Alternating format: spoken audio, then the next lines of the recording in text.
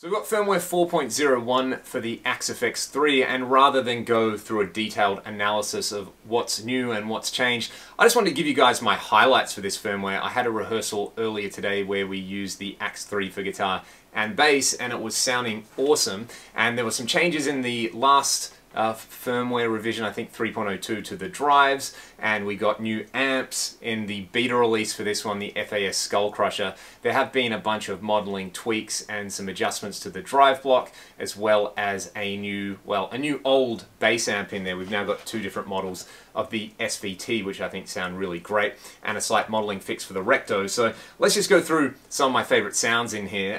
The Recto one Red, like I said, there was a slight tweak to the Recto modeling. I think it was from firmware 4 to 4.01, so it's sounding awesome at the moment anyway. This is Recto one Red with a T808 boost in front of it. This is my PRS SC245. Sounds like this.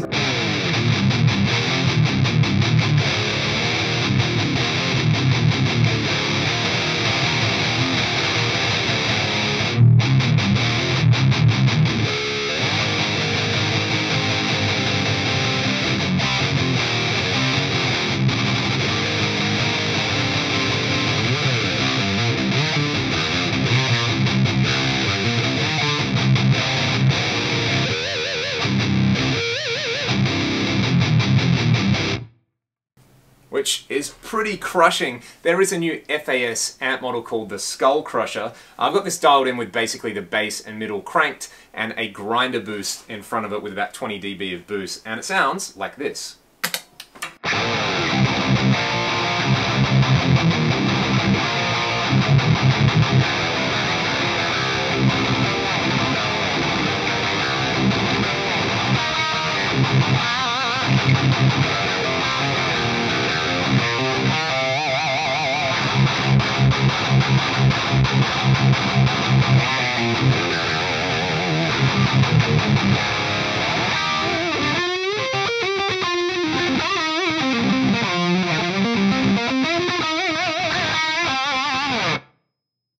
Which is, yeah, lives up to the name. It's absolutely crushing. It's really nice for lead stuff. I was watching one of Marco Fanton's videos earlier today where he's using it for lead, and it sounds really, really sweet for that as well. But it's just super tight, super chunky. It's like a refined version of like a Recto with a bit of Uberschall in there, with a bit of the Mark series. It's kind of like the Indominus Rex of guitar amps, so the Skull Crusher is really cool. Let's have a listen to one of the Plexis.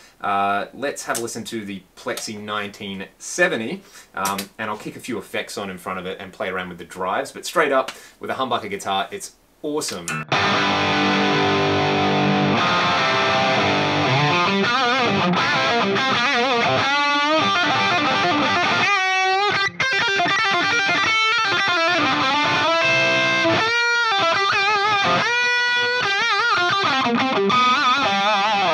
Let's have a listen to it now with the Pi Fuzz in front of it that's been reworked. This is like ultimate stoner metal tone.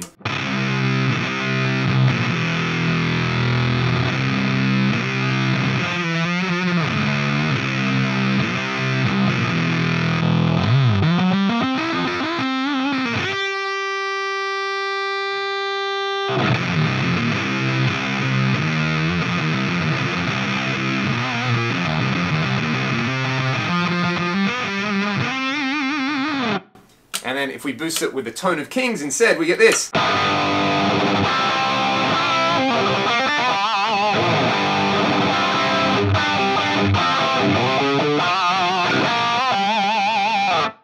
Which is pretty darn rad. I'm going to swap over to a Strat and we'll have a listen to the JTM 45 with these two pedals in front of them.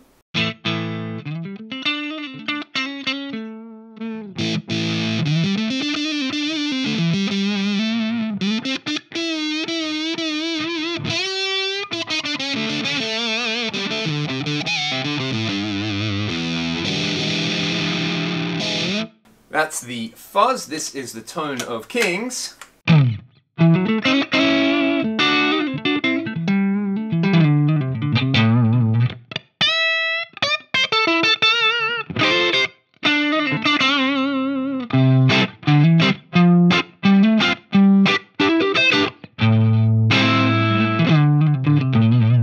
which is really sweet. That overdrive in there is fast becoming one of my favorites. The Plex delay block, let me just go over so I can set this up, has had a few improvements.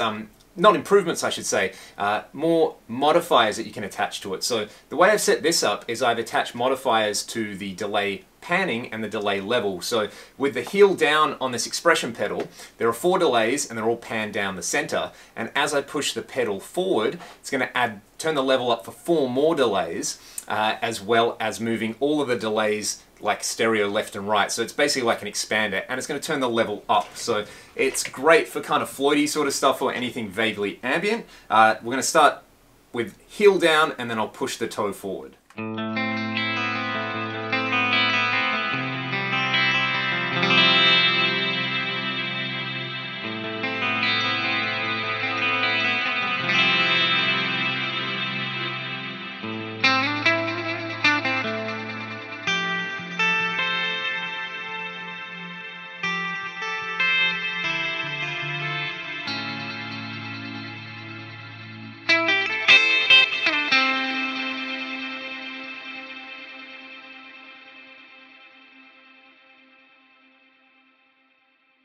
So it's a wonderful effect you can play around with. Instead of attaching an expression pedal, maybe try attach a pitch follower so that as you play lower notes, there's not as much mix and it's more of like a kind of mono sound, and as you play higher up the note, it gets wider and the level gets turned up. Or you could use the same thing with the envelope follower to track how hard and soft you're playing. One last thing here that I've really been enjoying are the Class A models, so like the Morgan amps and the Vox amps. This is just the, what is this, the 12AX7, I think, Morgan treble, with just, yeah, basically straight up, and then I'll kick a delay in front of it for sort of like an edgy thing. Sounds like this.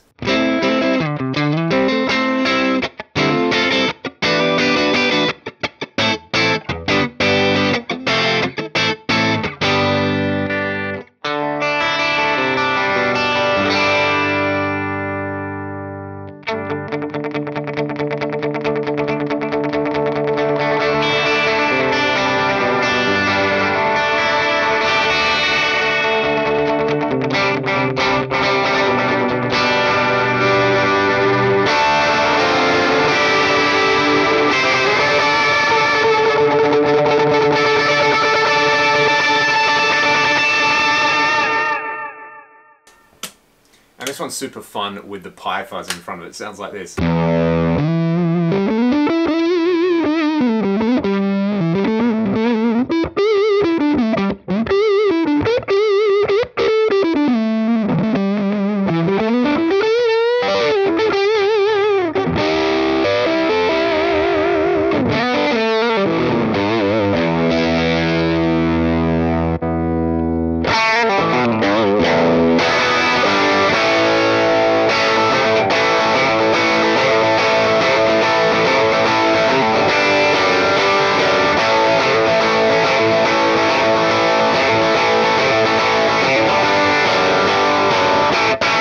And that is with the Tone of Kings in front of it at the end. So yeah, they're my firmware 4.01 highlights. If you're an Axe 3 user and you've got the firmware, why not leave a comment and let me know what you're really enjoying about it, because there's so much stuff going on in this magic black box that it's really easy to just get fixated on one thing and how good it sounds, and you know, ignore all the other possibilities. Or maybe that's a good thing, you know, just work on it sounding good. But either way, thank you guys so much for watching. Go and grab the firmware and make some music with it, and I'll see you all around real soon.